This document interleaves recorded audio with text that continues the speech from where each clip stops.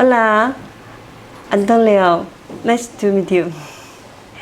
很高兴今天下午可以和你一起聊一聊。听说贝森银行最近获得了虚拟牌照，那您能够整体给我们介绍一下贝森银行吗？谢谢 Rosa. Indeed, so thank you very much for doing this work together with Bison Bank. Actually, Bison Bank, as my colleagues already developed, is working in 3 different business lines: investment banking, wealth management, and depository and custody services. And indeed, we are working mainly with non-Portuguese clients, and we are working nowadays with more than 80 different countries. So these are the 3 main business lines that we are working with, and fortunately last April we got a digital assets license to start this new business line under a new subsidiary that we are building on Bison Bank called Bison Digital Assets, and I'm quite sure that we will have a huge success in this 4th business line as well.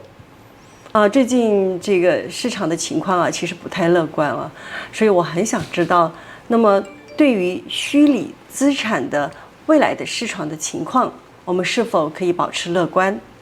还有就是，它是否是可以恢复到以前的那个水平？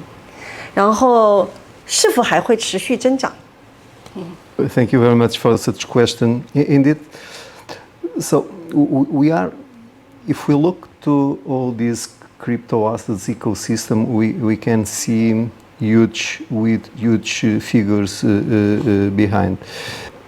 You know, every 24 hours, $90 billion are being traded in this ecosystem.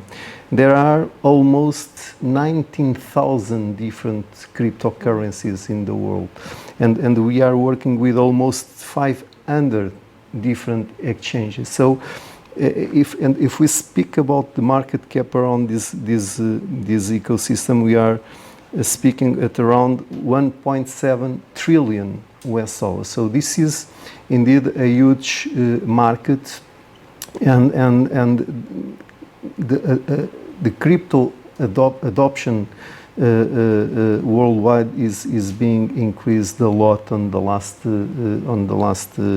years. So even if you look for the countries, and if you look specifically for Portugal, Portugal is receiving a huge value on these crypto assets, and speaking by heart, Portugal is being the 12th in the European Union, the 12th country that is receiving this volume of crypto assets, and comparing with all the countries in the world, the 43rd country in the world that is receiving more crypto assets as we speak. So I think there is no room to not have this ecosystem in the future.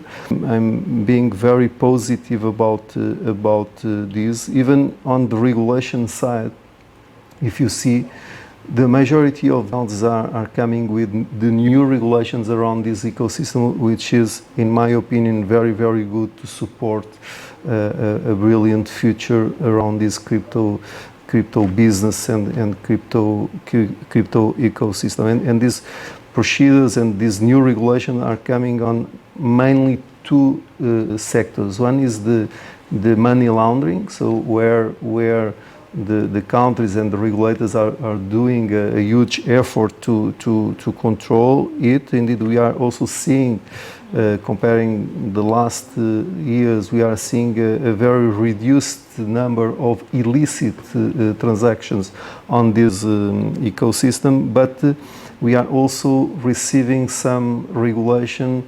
mainly to protect the client. So, which is something very, very important, to not have clients just suffering or having huge losses in this with this business. So I'm quite satisfied what the world is doing around this ecosystem, and I'm sure that we will continue doing a nice work around this crypto world.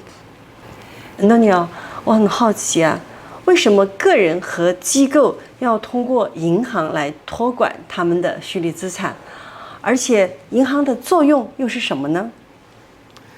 Rosa, so actually Bison Bank is having the first company in Portugal belonging to a bank with this crypto license, and you know, we are having less than 15 banks in the world doing this business in the way that Bison Bank will do, and I think we are having two big things to sell or to offer to our clients. The first is a perfect bridge with the regular world, so we call the fiat world. So nowadays, as you know, lots of these clients are having some troubles when they move their wealth from a crypto exchange to a bank. So in our case, we will be the bank at the same time that we are the exchange. So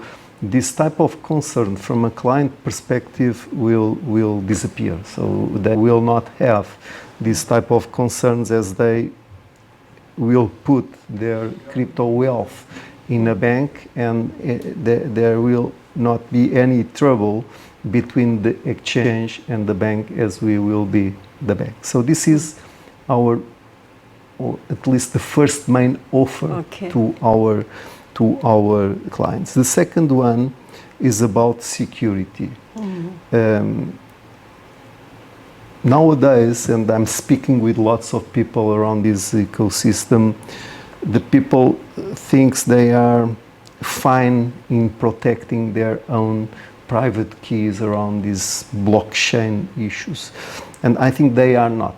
And I think having a bank to support and to secure their private keys will be preferable than having themselves doing exactly that. So we are a bank, so our job is protect client assets. So we know very well how to do that, and I'm quite sure whenever we start having a huge wealth, it will be preferable to keep these private keys under a bank custody, and not just thinking that I can do this by myself and to myself. So it's always preferable to use a bank to do this management. So these are the two main products that we are selling: bridge with the fiat world and security.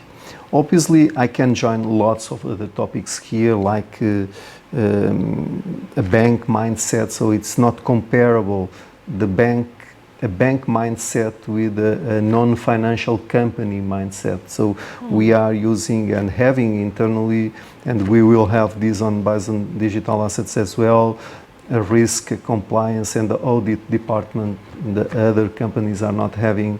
We are having our external auditor will be one of the big four companies. We are having a board of directors that are independent people running the company.